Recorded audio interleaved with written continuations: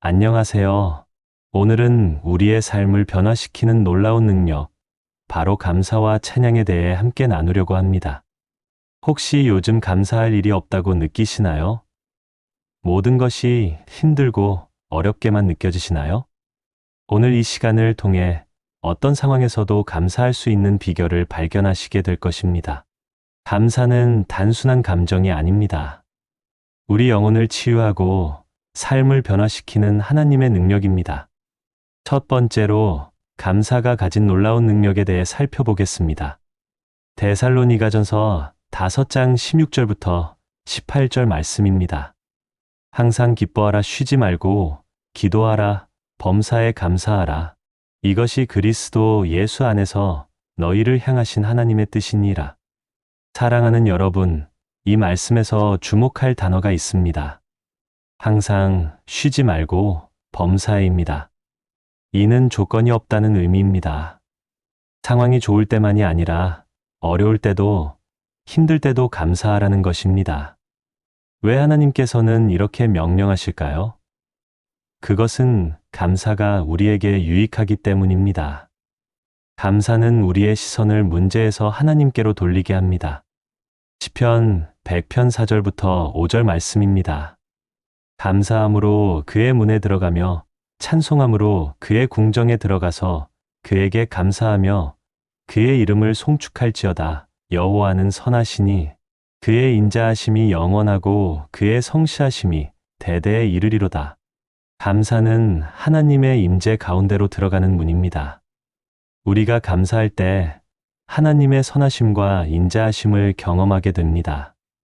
과학적으로도 감사는 우리의 뇌를 변화시킵니다. 감사하는 사람은 더 행복하고 더 건강하며 더 긍정적인 삶을 살아간다고 합니다. 하지만 이는 부수적인 효과일 뿐입니다. 감사의 가장 큰 능력은 우리를 하나님께 더 가까이 나아가게 한다는 것입니다. 두 번째로 어려운 상황에서도 어떻게 감사할 수 있는지 살펴보겠습니다. 하박국 3장 17절부터 18절 말씀입니다. 비록 무화과 나무가 무성하지 못하며 포도나무에 열매가 없으며 감람나무에 소출이 없으며 밭에 먹을 것이 없으며 우리의 양이 없으며 외양간에 소가 없을지라도 나는 여호와로 말미암아 즐거워하며 나의 구원의 하나님으로 말미암아 기뻐하리로다. 하박국 선지자는 모든 것을 잃은 상황을 묘사하고 있습니다. 농사도 망하고 가축도 없고 먹을 것도 없는 절망적인 상황입니다. 하지만 그는 비록 그럴지라도 나는 여호와로 말미암아 즐거워하며 라고 고백합니다. 여기서 중요한 것은 하박국이 상황 때문에 감사한 것이 아니라는 점입니다. 그는 상황에도 불구하고 하나님 때문에 감사했습니다. 이것이 바로 진정한 감사의 비밀입니다. 우리가 감사하는 이유는 우리의 상황이 완벽해서가 아닙니다. 우리와 함께 하시는 하나님이 신실하시기 때문입니다. 로마서 8장 28절 말씀입니다. 우리가 알거니와 하나님을 사랑하는 자, 곧 그의 뜻대로 부르심을 입은 자들에게는 모든 것이 합력하여 선을 이루느니라. 하나님께서는 우리의 모든 상황을, 심지어 어려운 상황까지도 선을 이루시는 데 사용하십니다. 이것을 믿기 때문에 우리는 어떤 상황에서도 감사할 수 있습니다. 사도 바울을 생각해 보십시오. 그는 감옥에 갇혀 있으면서도 빌립보서에서 항상 기뻐하라고 권면했습니다. 그의 감사는 환경에서 나온 것이 아니라 하나님에 대한 확신에서 나온 것이었습니다. 세 번째로 일상에서 감사를 실천하는 구체적인 방법들을 나누겠습니다. 첫째, 감사 일기를 쓰십시오. 매일 저녁 하루를 돌아보며 감사한 일 3가지를 적어 보십시오. 처음에는 어려울 수 있지만 계속하다 보면 작은 것에도 감사하는 눈이 열리게 됩니다.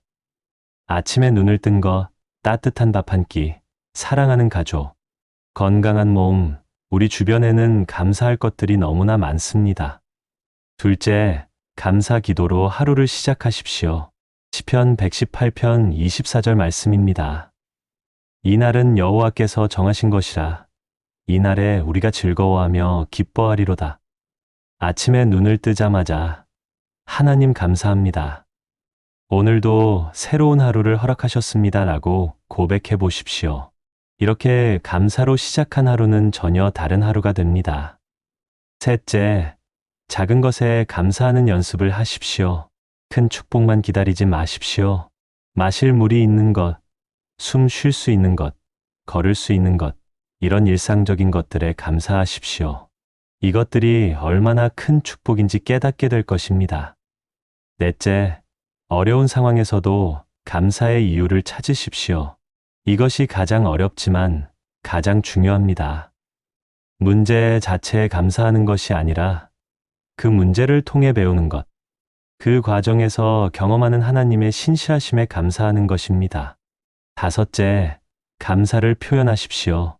입으로 감사를 고백하십시오. 다른 사람들에게도 감사를 표현하십시오. 감사는 표현될 때 더욱 풍성해집니다. 네 번째로, 찬양의 능력에 대해 깊이 살펴보겠습니다.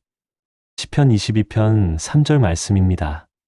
그러나 주는 거룩하사 이스라엘의 찬송 중에 계시는 이시로다. 놀라운 말씀입니다. 하나님께서는 우리의 찬양 가운데 거하신다고 합니다. 우리가 찬양할 때 하나님의 임재가 그곳에 임하십니다. 구약시대 여호사밧 왕의 이야기를 기억하십니까? 적군이 쳐들어왔을 때 그는 군대 앞에 찬양대를 세웠습니다. 그들이 찬양을 시작하자 하나님께서 적군을 혼란에 빠뜨려 스스로 서로 치게 하셨습니다. 역대하 20장 21절부터 22절 말씀입니다. 백성과 더불어 의논하고 노래하는 자들을 택하여 거룩한 예복을 입히고 군대 앞에서 행하며 여호와를 찬송하여 이르기를 여호와께 감사하세 그의 인자하심이 영원하도다 하게 하였더니 그 노래와 찬송이 시작될 때에 여호와께서 복병을 두어 찬양은 영적 전쟁의 무기입니다. 우리가 찬양할 때 어둠의 세력은 물러가고 하나님의 빛이 임합니다. 사도 바울과 실라를 생각해 보십시오. 그들은 빌립보 감옥에 갇혀 있었습니다. 발에는 착고가 채워져 있었고 등에는 매 맞은 상처가 있었습니다. 하지만 한밤중에 그들은 찬송을 불렀습니다. 사도행전 16장 25절부터 26절 말씀입니다.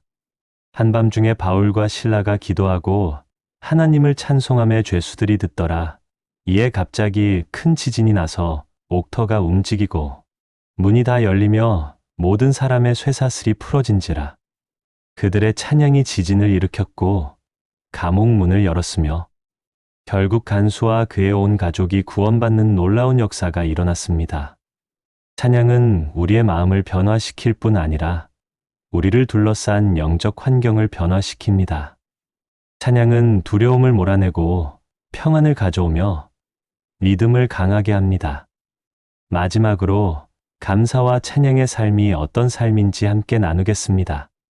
히브리서 13장 15절 말씀입니다. 그러므로 우리는 예수로 말미암아 항상 찬송의 제사를 하나님께 드리자.